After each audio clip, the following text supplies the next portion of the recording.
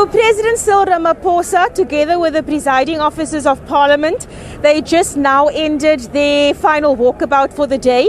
Behind me, I can see the ANC Chief Whip, Hemi Majudina.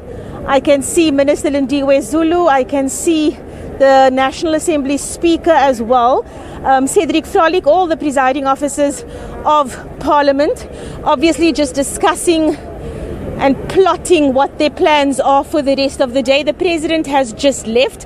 I suppose he's now going to go do his final pep on his speech. And of course, what SONA is, the President will be doing a look back at how government has performed since his last SONA last year, the 11th of Feb.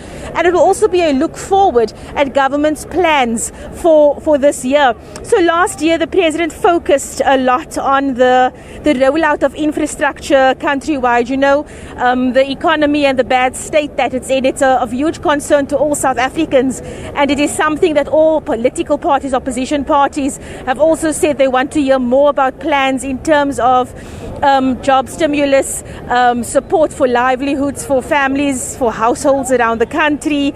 We're hoping to hear more about the rollout of that infrastructure plan.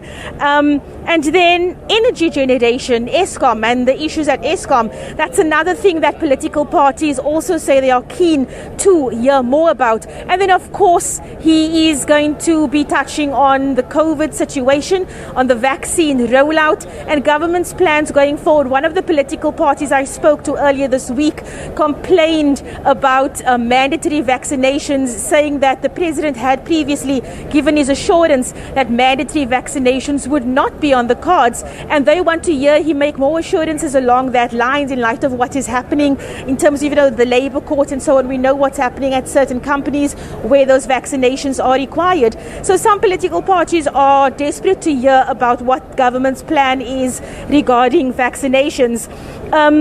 So yes, that is what we are expecting him to focus on today.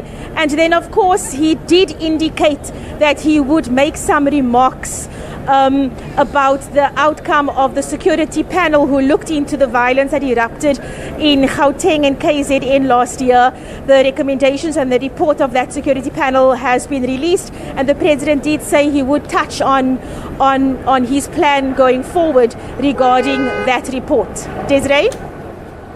Abra, hope to speak to you later. You're watching the Agenda, SABC News rolling coverage as we look ahead to the State of the Nation address this evening at 7 p.m.